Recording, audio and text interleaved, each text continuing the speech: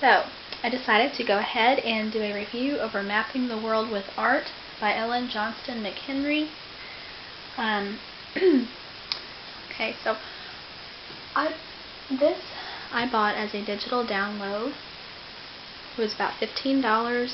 I printed it out and I took it to Office Depot and had them, bind it. They put on this clear cover and a spiral binding. Okay, I'm looking at their website right now, and it says the targeted age group for this is age 10 through 16, but I have read different ages before, but right now her website says 10 through 16 is a targeted age group. I love this myself.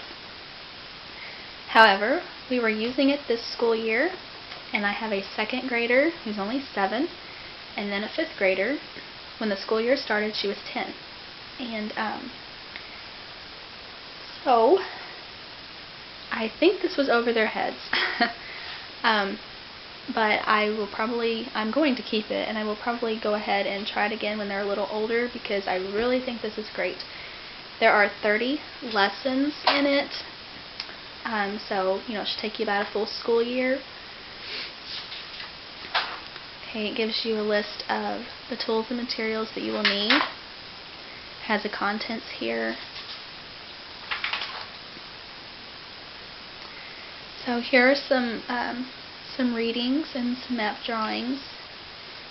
It's kind of broken into 3 sections. So, like I was saying, it's broken up into 3 sections.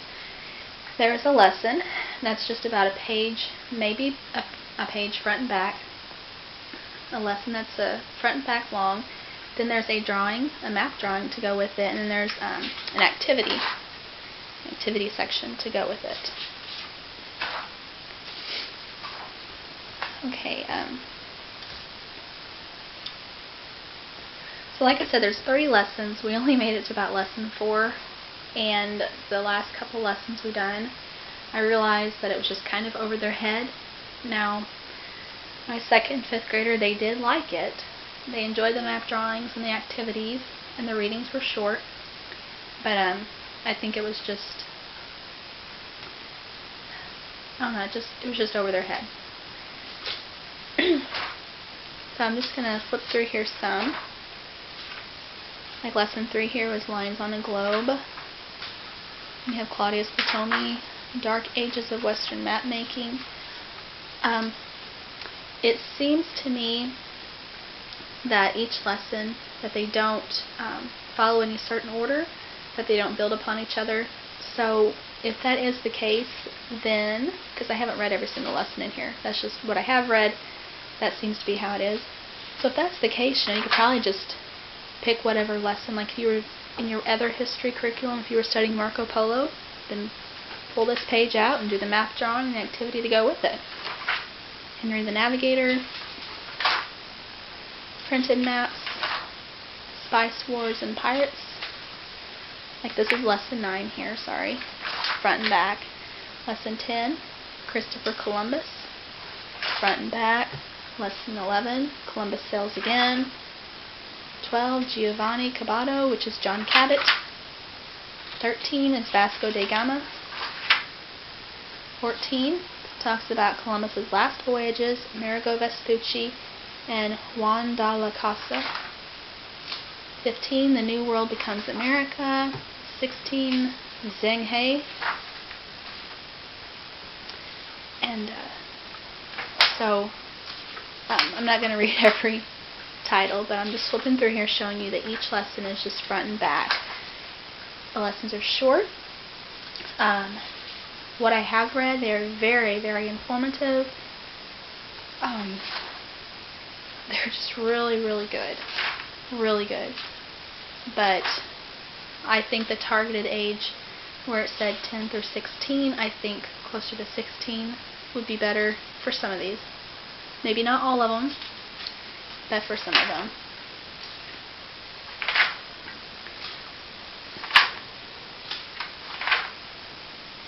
Here's 27, Vitus Bering in Alaska. 28, Longitude. 29, Captain Cook's Island Adventures. 30, the polar regions. And like I said, each lesson contains a map drawing. So, lesson 1 had talked about the area of Mesopotamia, so that's what your first map drawing would be. Lesson 2, the Nile River. Lesson 3, drawing Greece. You can see there's a lot of steps there.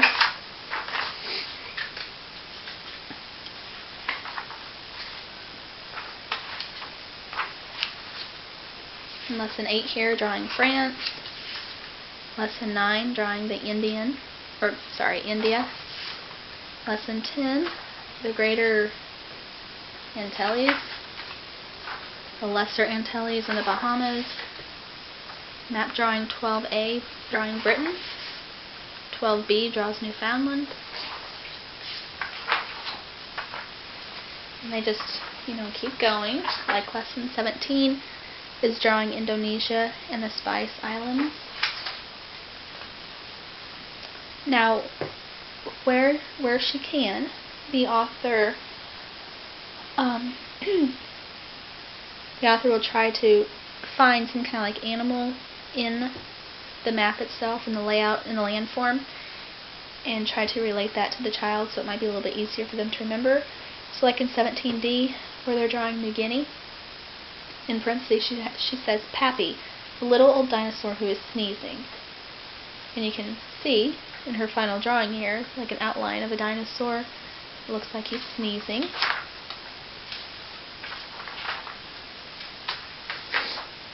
And on Great Britain, she had done where it looked like a rabbit. Okay. Lesson 26A, you're drawing Australia. This one looks funny. Lesson 27A, you're drawing Alaska. Looks like a person. Right there with the beard and nose, curly hair.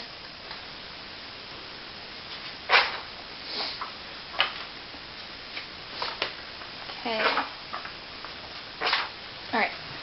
And those were the end of the map drawings. But I didn't go through every single one. And here's the activity section. So, lesson 1 talked about the earliest maps. So you have 3 map choices. You can make an edible clay Babylonian map. Or you can make a map of your room using modern papyrus, which is paper, or a Polynesian style map of your room. In lesson 2, talked about, I think it was over the circumference of the earth, and so you're going to use a ruler, compass, and a protractor.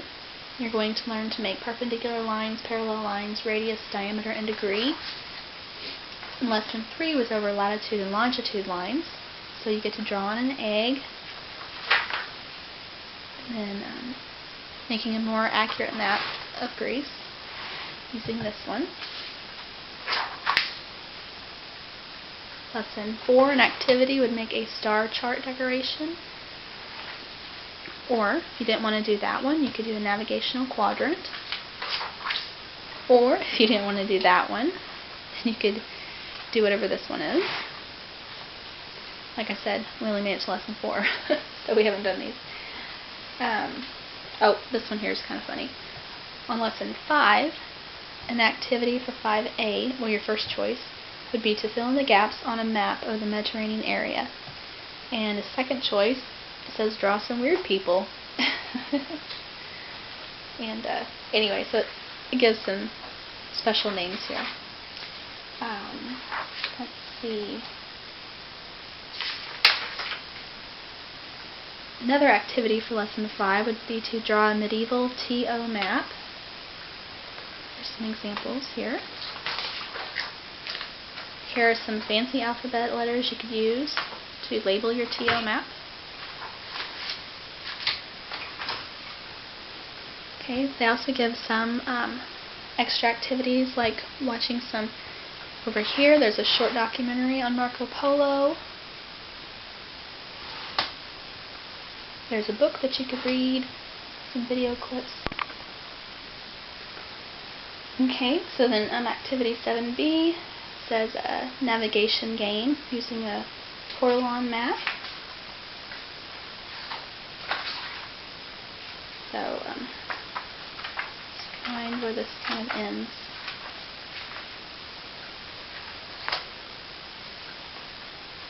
Okay, well, lesson 11F here, one of the activities is to make an antique map of the Caribbean. It gives you, what it should look like. It gives you some paper here. Okay, now this one, I believe, is the one that's kind of long. Yes. Okay, this is lesson 12. One of the options is to play the Viking Voyages game. And you will need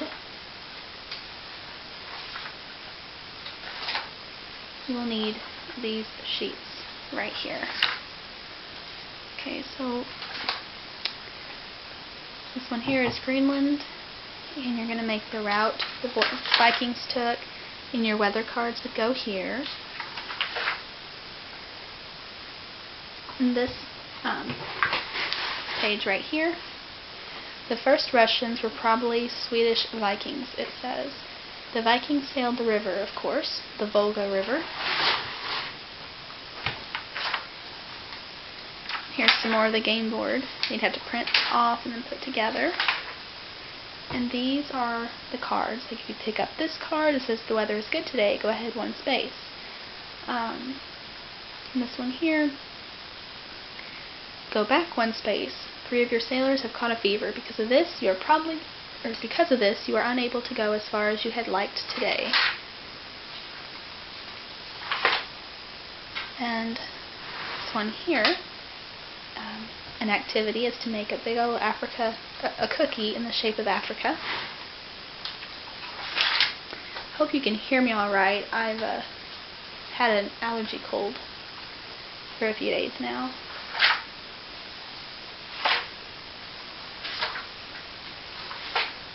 Okay, and here's another game, the Spice Islands game. You can see you'll need to print off these pages, put together for a game, and this is where the spice cards would go. You can see why I was really looking forward to this curriculum.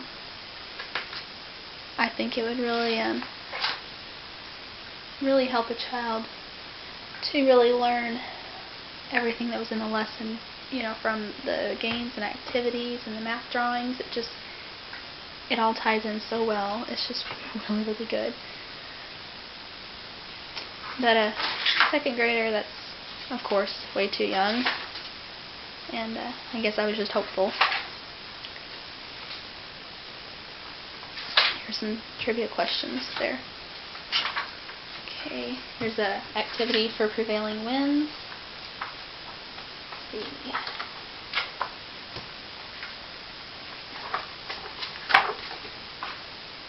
Some more little things to do. Okay, and here's an answer key for some of them. Here's I guess a big review. It says, "Where am I?" So they kind of give some riddles or some clues. You kind of have to guess what continent or country it is. Okay. And the final project, to create a world map. Gives you some instructions, some samples of other students' work, and it gives you some sheets that you would need to help kind of guide you in creating the world.